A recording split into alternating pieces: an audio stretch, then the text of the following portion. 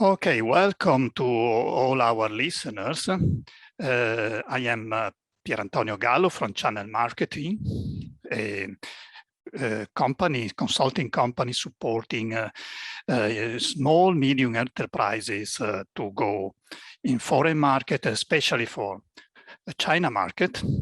This is the first episode of a series of video and podcast regarding strategies, tips, experiences to make business in China. And this video and this podcast is a series of conversation between myself and my colleague in China, Daisy Xu. Welcome, Daisy. Hello. Hello. Can you just present yourself? Yeah. Hello. I am a consultant from Proton Consulting, and I am also a collaborator with ChannelMarketing, Mr. Gallo, to help Italian companies developing their business in China market. We help specifically the B2B clients to restructure the business activities and finally expand their business in China. To be more specific, we work on the sales and marketing projects to grow the business through analysis, planning, and very concrete operations support. And a little bit about myself. I started my career as marketing and sales in a middle-sized Italian company operating in automotive aftermarket for around 10 years. It was a startup company and was a very challenging experience because we started from scratch. So I was lucky to be able to see the growth of a very small startup from the very beginning. So that's a little bit about myself and the job that I was doing. Okay, thank you, Daisy.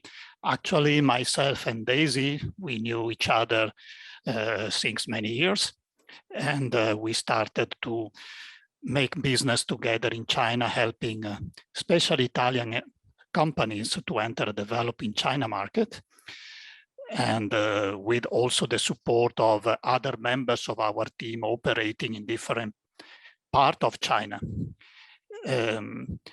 This first episode of our podcast and our video regards in some way the present situation of China and Italy regarding business opportunities in view of the situation of the pandemic that clearly has changed many things.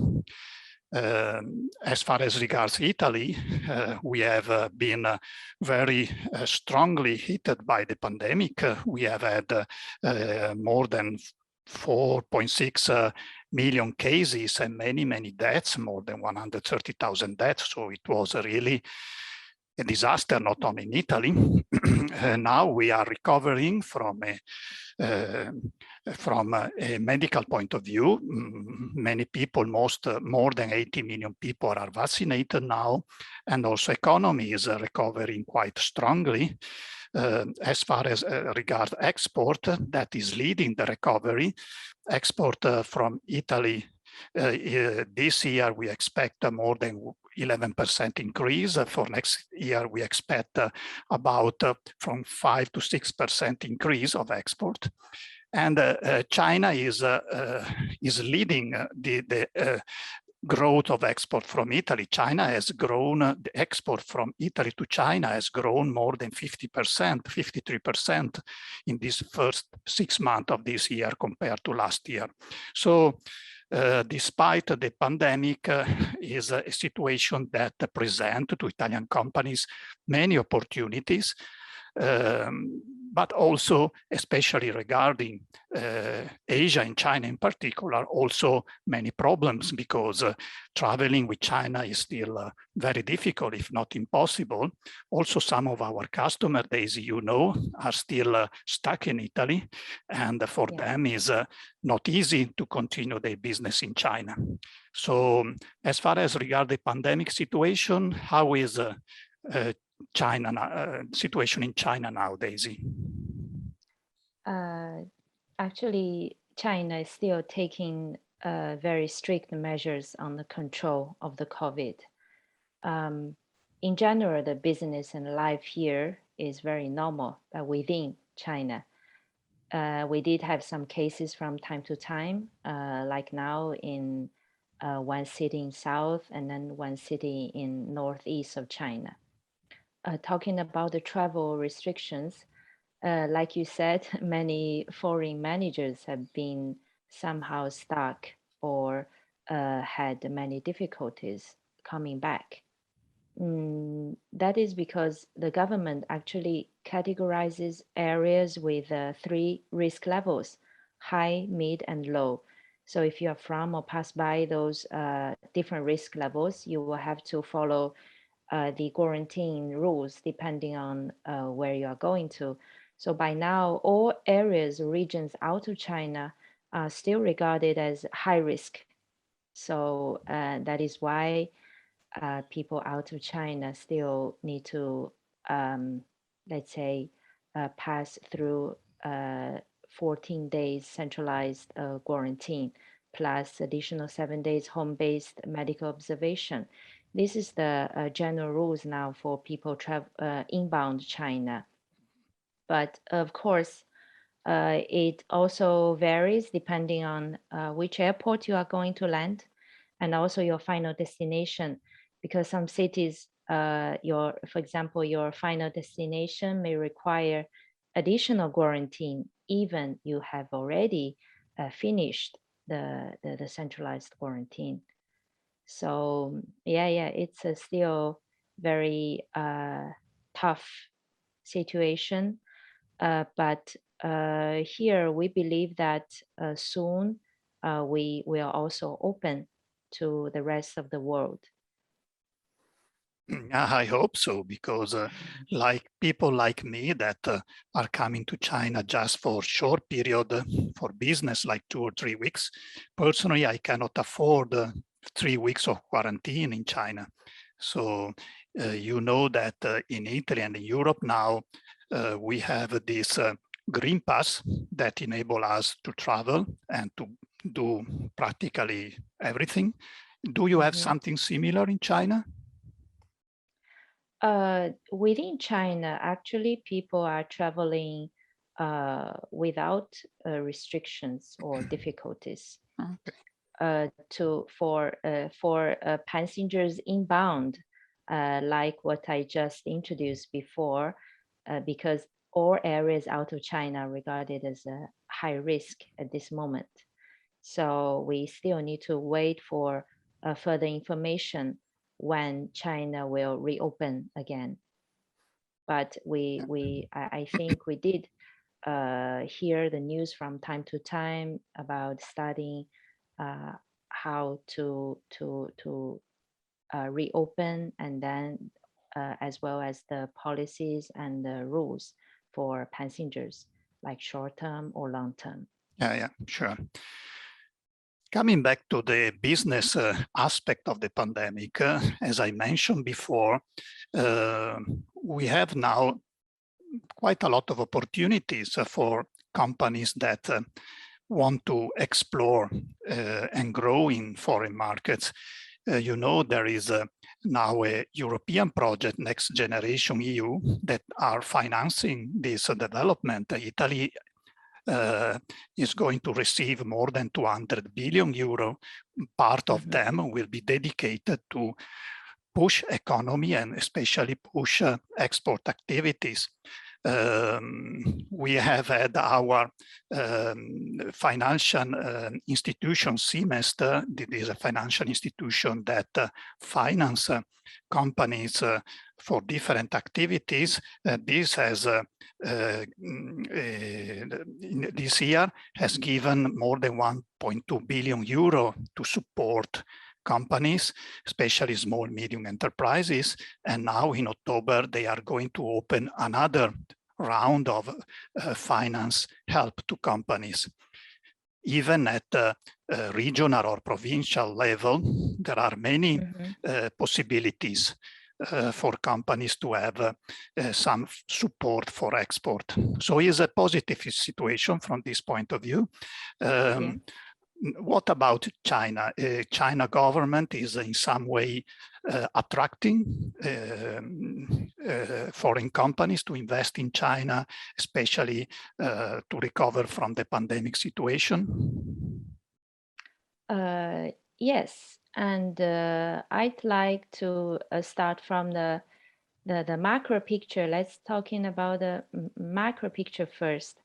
The government support for, I think, no matter local or foreign companies, they are with more rationales now, because we talk more about the development with quality instead of just about numbers, like how, for example, how much total foreign investment, just an amount.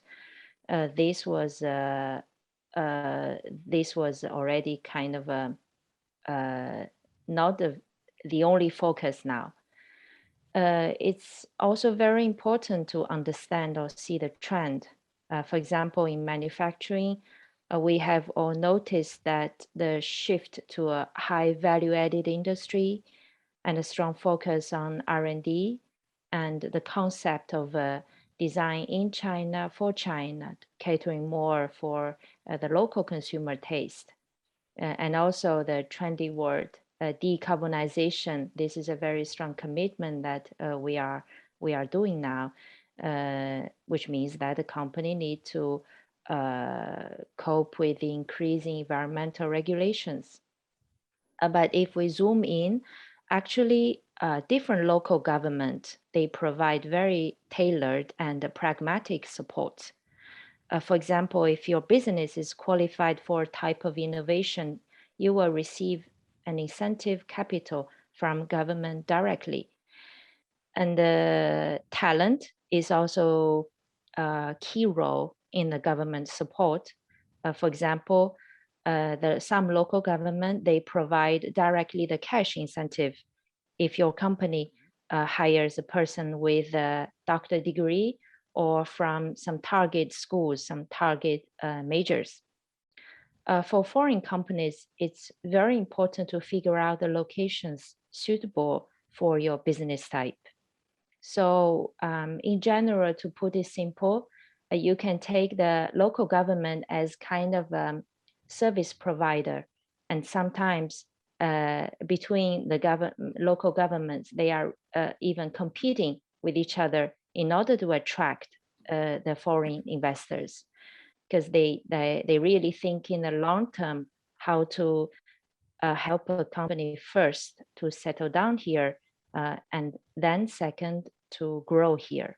So the preferential policies varies by different regions, but it's important to deepen and discuss with the places where you are interested in and figure out the tailored support for your company. And that's very interesting, Daisy, because actually China is still attracting and supporting foreign investment, and this is some way contrarian to the opinion of many people that don't know China and that are thinking and are speaking about China that is closing only to support and make policies to support Chinese companies, but it's not like that. China, from my point of view, as far as I know, is opening more and more to foreign company, clearly, especially this kind of companies that are in line with the strategic direction in the medium-long term in China that is expressed in the 5-year plan, and especially in the last 5-year plan, the 14th, 2021-2025. So, so opportunities will be very huge. Clearly, companies that want to enter and to make business in China has to be very well informed about all these things. And what you have said is very interesting in this direction. Thank you. But it's really, when you have never been to China, it's very difficult to imagine or picture out how it really is. Yes, absolutely. I agree 100%. Not only me, but all the people that I know and that knows China, they have the same perception. If you know China, the reality is different and much more complex of what is usually the opinion, the public opinion. Is still a country that has some that has to be discovered and has mysteries in itself, and you have to, we have to, and I hope with our talk we can contribute in some way to break this wrong mythology about China. Sure. Okay, let's. And also, if the audience, they have some topics which they are very interested in, you can comment and leave us a message. Yeah. We can prepare the dedicated episode for that. Sure. That's absolutely. We are expecting reaction and comments and everything from people that are interested in China market. Daisy, coming back to the